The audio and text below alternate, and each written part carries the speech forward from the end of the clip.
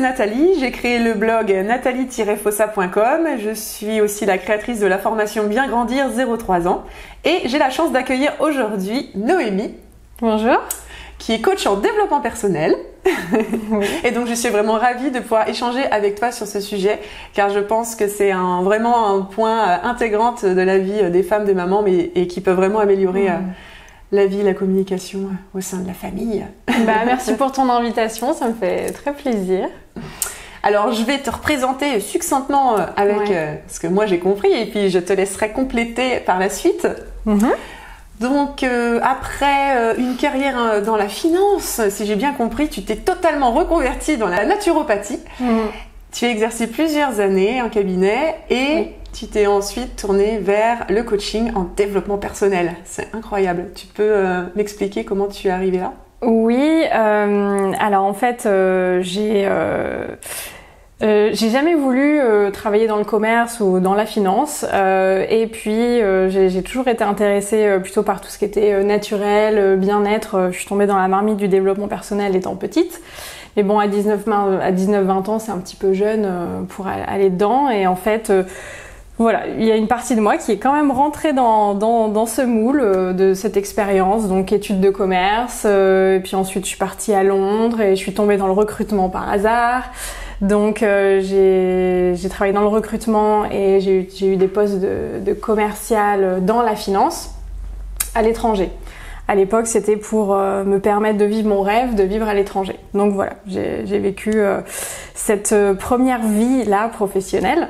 Et puis ensuite, quand je suis rentrée en France il y a 5 ans, je me suis dit que ça allait plus du tout de me forcer à travailler dans un milieu professionnel qui me convenait pas du tout. Là-bas, j'étais déjà vue un petit peu comme une luberlue avec, je mangeais mes crudités le midi, j'avais mes huiles essentielles, voilà, rien que ça. Et à l'époque, ça c'était un peu bizarre pour eux. Ça dénotait dans le paysage. Voilà, très conventionnel. Voilà, je travaillais dans des centres financiers à Londres et à Singapour. Statistiques, les chiffres. Voilà, c'est ça. Et puis en plus, là-bas, on travaille en tailleur. Enfin, c'est très conventionnel. Très codifié. Très codifié, voilà. Et en fait, donc c'est quand je suis rentrée en France il y a 5 ans que je me suis reconvertie en naturopathie. Je venais d'avoir 30 ans, c'était le bon moment pour moi, j'ai trouvé la bonne école. Et puis, j'avais vraiment envie de sortir d'un système qui me convenait plus en fait. Et juste, je rebondis sur ce que tu viens de dire. Oui. Si jamais il y a des personnes qui nous regardent et qui veulent se reconvertir en naturopathie, quels conseils tu leur donnes pour choisir la bonne école ? On me pose très souvent la question. Faut y aller au feeling. Ah oui, c'est aussi simple que ça. Mais oui, j'avais oublié. Avec le coaching en développement personnel, vous allez apprendre à suivre votre intuition. Voilà, c'est ça. Moi, c'est ma philosophie. C'est voilà, suivre. Parce qu'en fait, il y a des écoles en présentiel, il y a des écoles en ligne, il y a des formations courtes, des formations longues. Donc ça dépend si on veut en faire un métier consulté en cabinet. Dans ce cas-là, je conseille plutôt une formation longue. Je crois que alors moi j'ai fait ISUPNAT à Paris, école en présentiel, une des plus reconnues. Donc c'est du solide, voilà, j'avais le nombre de cours maximum. Donc c'est ça que je conseillerais. Ensuite, j'ai des amis qui font juste des petites formations courtes en naturopathie en ligne parce qu'elles ne veulent pas consulter, mais elles veulent rajouter des connaissances, un savoir, voilà, une note différente parmi leurs outils. D'accord. Donc merci pour cet aparté en tout cas. De rien. Moi je conseillerais ISUPNAT, c'est celle que j'ai fait et que je connais et qui est très solide. Et ensuite du coup ça m'a permis de consulter en cabinet pendant 3 ans avec de très bonnes connaissances. Mais bon, voilà. Alors et du coup comment cette transition s'est faite entre la naturopathie et arriver maintenant au coaching en développement personnel ? Oui. Alors j'ai adoré mes années en naturopathie. C'est vraiment un art de vivre que je continue d'appliquer sur moi et j'ai vu des résultats incroyables sur les personnes que j'ai accompagnées.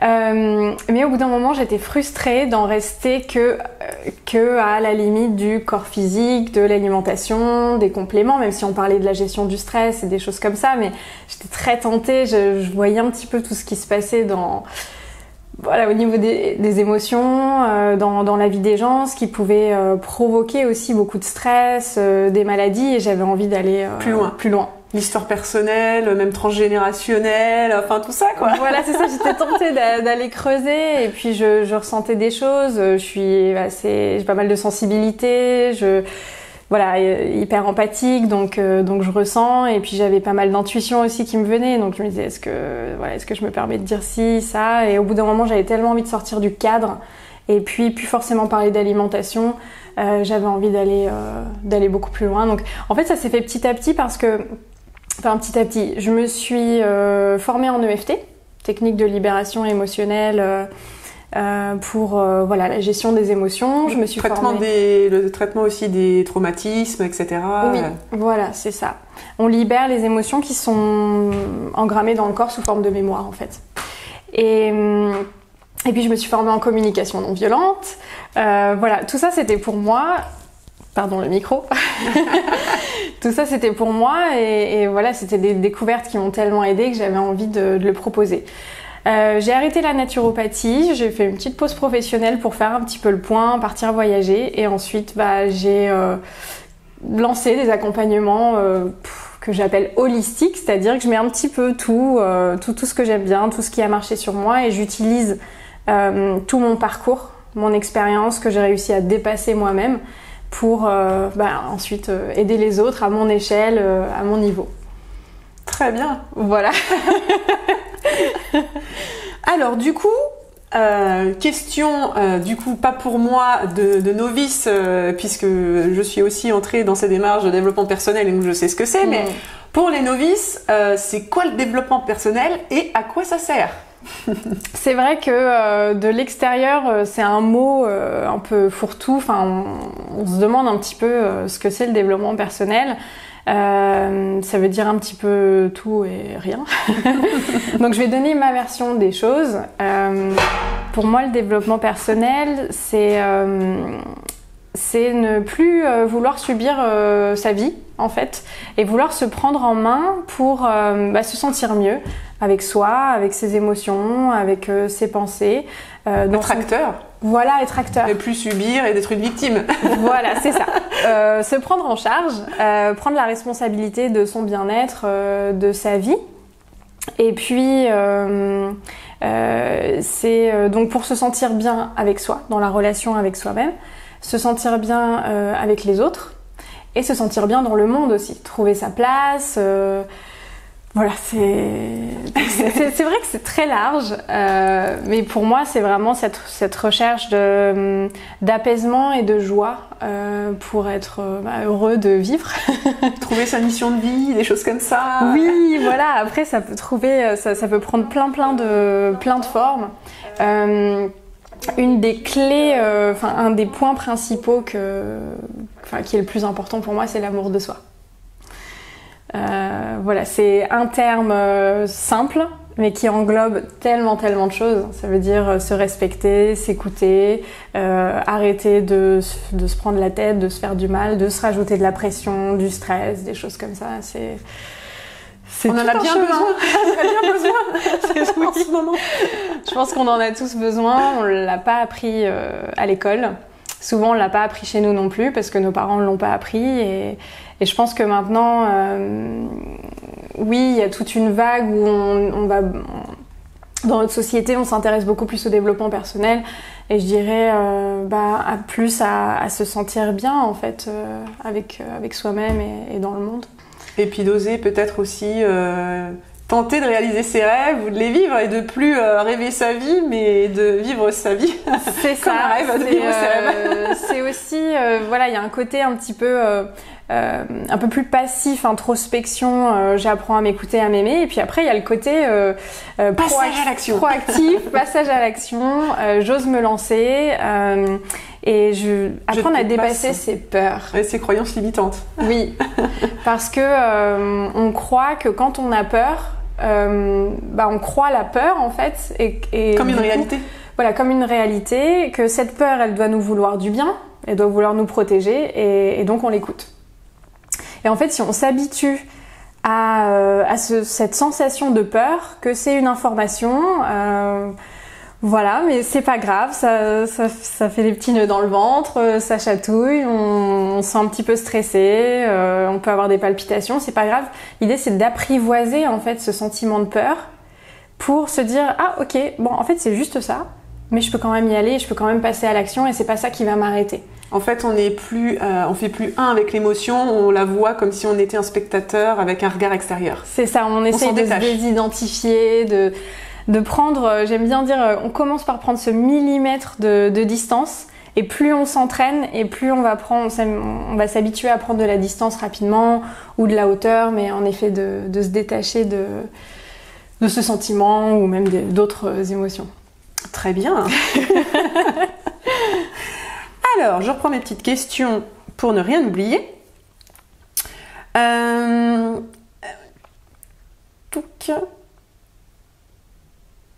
Alors, quelles sont les problématiques ou les motivations, les choses qui reviennent assez souvent dans les personnes qui viennent te voir? Est-ce que d'ailleurs c'est plus souvent des femmes peut-être parce que toi-même t'es une femme, je sais pas s'il y a un côté identification aussi. J'ai plus de femmes que d'hommes, mais j'ai aussi des hommes. D'accord. Donc ça me fait plaisir parce que j'aime tout le monde et je pense que je peux aussi bien aider et accompagner des hommes que des femmes. Donc je suis contente qu'il y ait les deux. Très bien. Le point commun. Alors souvent on vient à moi un petit peu par une première raison. Mais en fait, on se rend pas compte qu'au fond, il y a autre chose. C'est à la fin de l'accompagnement. Ah oui, j'ai bien fait de venir te voir. Il y avait tous ces gros paquets. Et souvent, les premières démarches, c'est je manque de confiance en moi, je manque d'estime de moi. J'ai comme un mal-être. Je me sens pas très bien avec moi-même ou dans ma vie. J'arrive pas à mettre des mots, mais voilà, j'ai envie que ça change, j'ai envie que ça bouge. Donc, il y a aussi tout ce qui est changement. Changement dans la voie professionnelle, dans la voie privée, relationnelle. Quoi d'autre? Il y a aussi tout ce qui est image de soi, perte de poids. C'est vrai qu'on vient encore me voir parfois pour mes compétences de naturopathe, donc des problèmes de peau, certains problèmes de santé. C'est vrai que c'est assez large en fait avec tous les outils que je peux proposer. Mais parfois ces problèmes ils sont liés finalement à un problème de développement personnel. C'est ça, et là je suis contente de pouvoir proposer un accompagnement beaucoup plus large où on vient à moi parfois pour des problématiques physiques. Des symptômes en fait. Voilà, des symptômes et là on peut aller voir ce qui se passe derrière, quelles émotions, quelles situations de vie sont venus créer ça dans l'énergie et ensuite dans le corps. Qu'est-ce que le corps essaye de dire en fait? Oui, le symptomatique. Oui. Voilà, Oui. Donc le corps qui parle. Oui. Voilà, le corps qui parle. Le mal a dit. Voilà, le mal a dit. C'est ça, le corps. À un moment, quand on s'écoute pas. En fait, on a des signaux émotionnels, on a des signaux intuitifs, je sens cette personne, je la sens pas, ou là je me sens pas bien dans cette situation, mais j'arrive pas à passer à l'action. Voilà, on a déjà des signaux avant. Et quand on n'écoute pas ça, au bout d'un moment, le corps, il va crier, il va dire, et ça va être de plus en plus fort. Et voilà, mais c'est vrai que c'est comme une alarme, quoi. Voilà, comme une alarme. Après, c'est très simplifié ce que je dis. Parfois, voilà, la vie est beaucoup plus complexe que ça. Oui, en gros, je le vois comme ça. Donc ça permet d'aller voir par derrière aussi. Et souvent, c'est juste, je me sens pas bien, que ce soit physique, émotionnel. Il y a aussi de l'hypersensibilité, le rapport aux autres. Et souvent, il y a un petit peu de mal à mettre des mots dessus. Il y a comme un malaise, un mal-être. Et voilà, et on aide à aller mettre de la clarté là-dedans et à s'apaiser avec. Alors, dans les femmes qui sont aussi peut-être mères, est-ce que tu as repéré des spécificités? Oui. Alors j'y ai pensé avant ce rendez-vous avec toi, et vraiment ce qui me venait, c'est la culpabilité. C'est énorme. Je trouve que une fois qu'on est parent, il y a quelque chose, il y a comme un manteau de culpabilité, un poids. Voilà, un poids. Bon, il y a des responsabilités bien sûr, mais on s'en rajoute un peu trop. Enfin, en tout cas, je pense qu'il y a une tendance des femmes que je suis à se mettre trop de pression, trop de stress pour bien faire.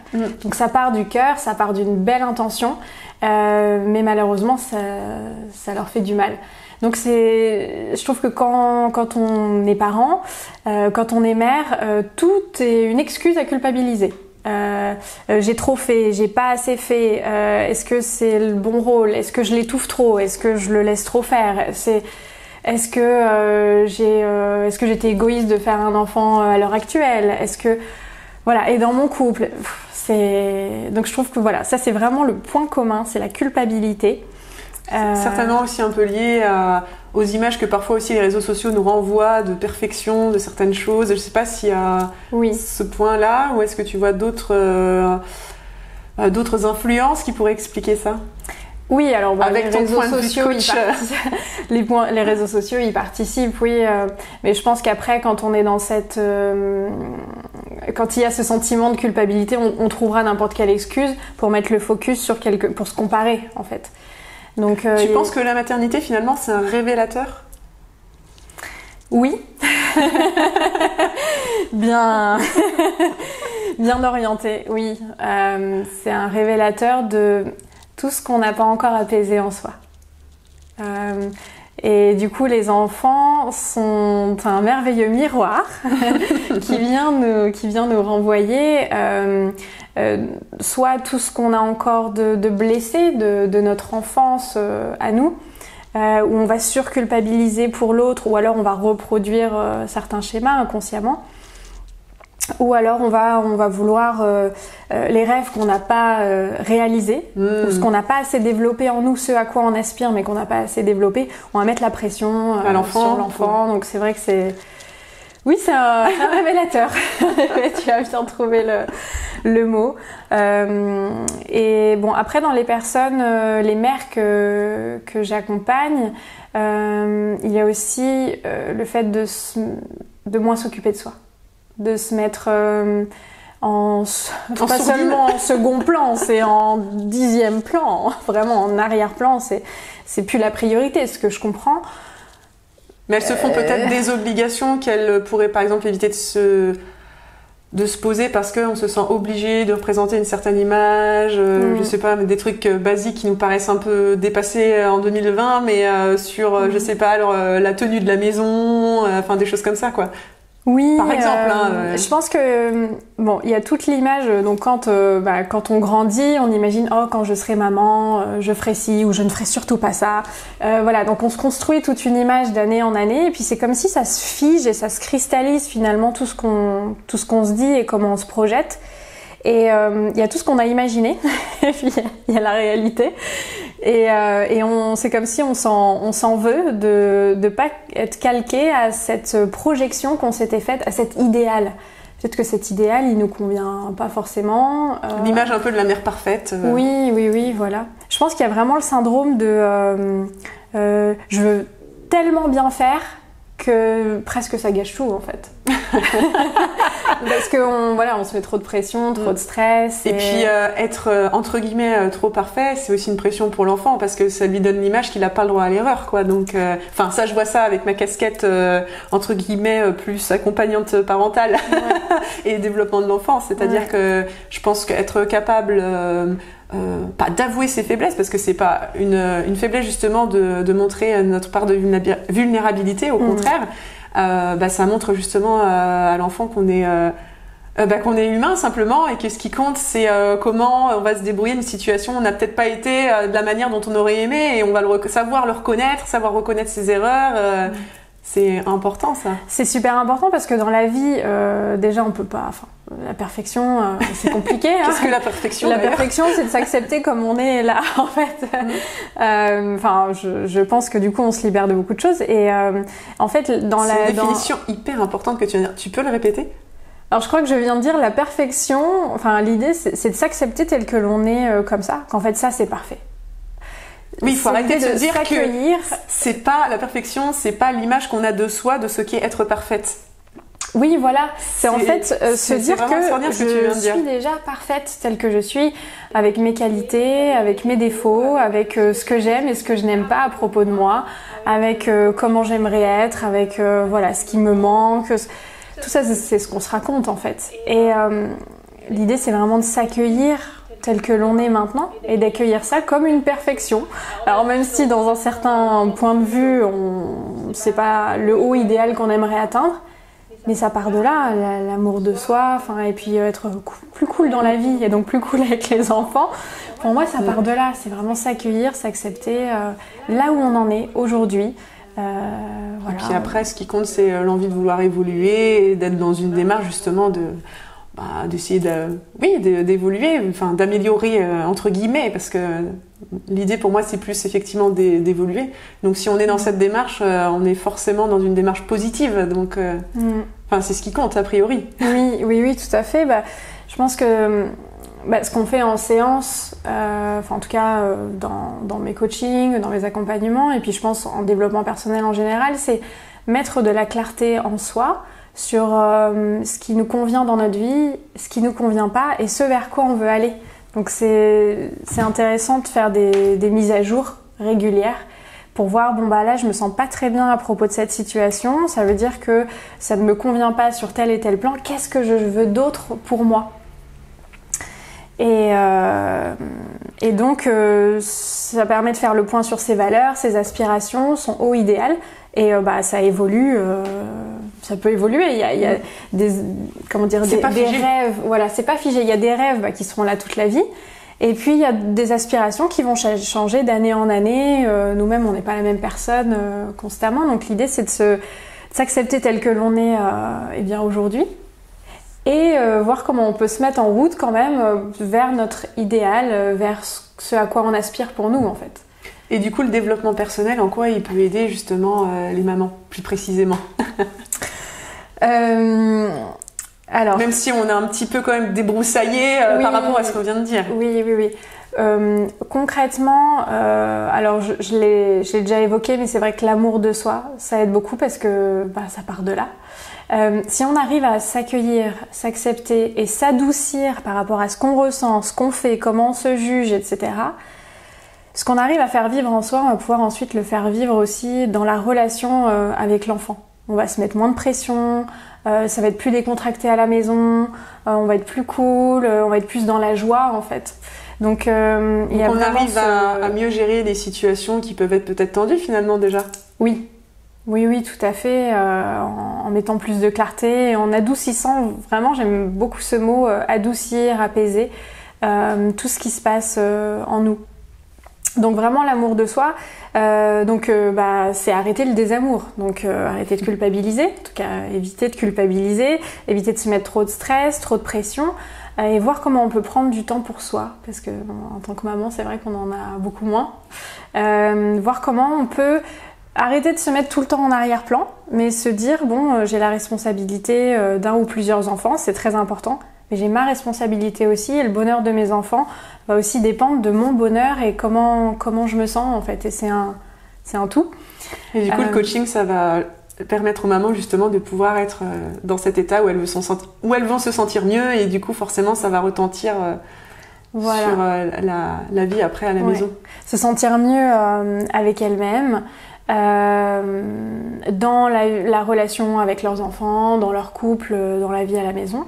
Et puis mettre de la clarté dans leurs aspirations aussi. Qu'elles ont parfois mises de côté. Voilà, c'est ça. Donc existe, parce que parfois, c'est vrai que surtout dans les premières années, ça dépend des enfants, mais là j'ai accompagné des femmes qui avaient des enfants jusqu'à 6-7 ans, et souvent c'est 3-4 ans jusqu'à ce qu'ils aillent à la maternelle que ça les prend beaucoup, et elles n'existent plus beaucoup pour elles-mêmes.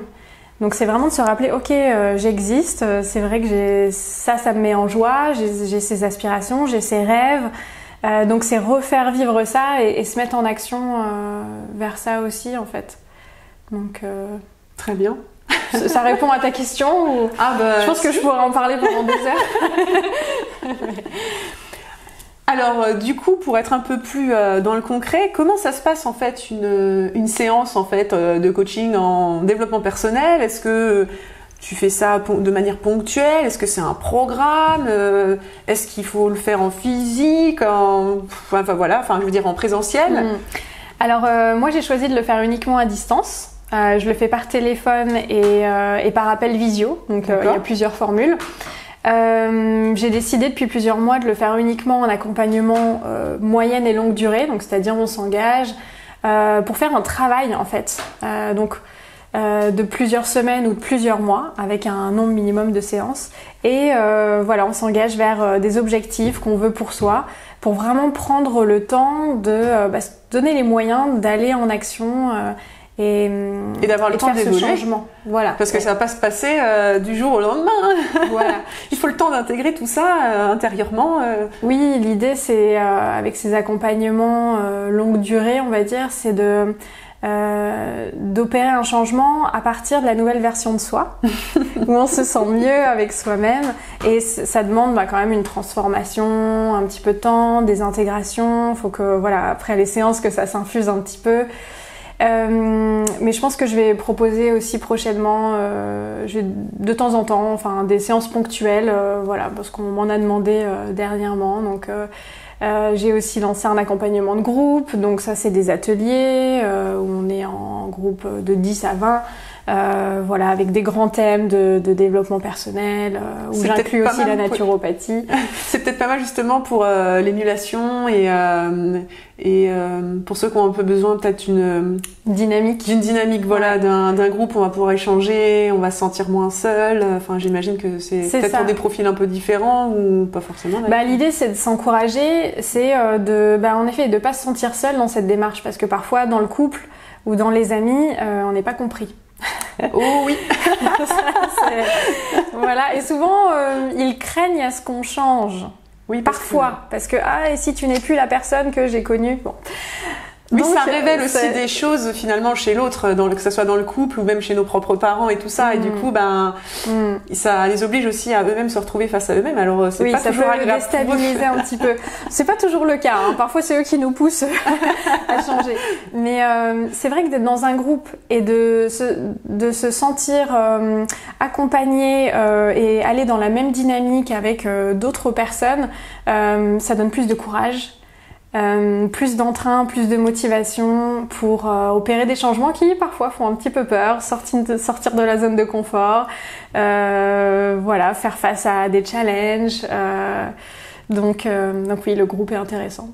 Donc voilà, individuel, groupe, et puis en général les séances, en tout cas en one-to-one, durent entre 1 heure à 1 heure et demie, et puis sont espacées environ de 2 semaines. D'accord. Voilà, et c'est très intuitif pour moi, donc j'ai une boîte à outils, j'essaye de me connecter à la personne et de faire avec ce avec quoi elle vient en début de séance. Ça c'est très CNV, très communication non violente, c'est bonjour, comment tu te sens et avec quoi tu viens, qu'est-ce qu'il y a en toi là. Et pour moi, tous les chemins mènent à l'amour, les chemins mènent à la libération. Donc, on pourra utiliser toutes les situations, toutes les émotions pour, aller creuser, aller à encore plus d'amour, de bien-être et de pouvoir évoluer positivement. Voilà, c'est ça. Alors pour terminer, où est-ce qu'on peut te retrouver, Noémie ? Alors surtout sur les réseaux sociaux. D'accord. Sur mon compte Instagram et ma page Facebook à mon nom. Qui s'appelle ? Noémie Carrière. D'accord, très bien. On mettra les liens sous la vidéo. Hein. J'ai pas encore refait mon site, c'était mon site de naturopathe. Donc voilà, j'aime bien les réseaux sociaux parce que c'est dynamique, il y a de l'interaction et comme ça c'est mis à jour avec mon énergie du moment. Du mois, du moment. Super. Merci beaucoup Noémie d'être venue et pour cet échange vraiment riche. Merci beaucoup. Merci beaucoup à toi Nathalie. Et puis vous pouvez retrouver mon blog nathaliefossa.com et on se retrouve dans une prochaine vidéo.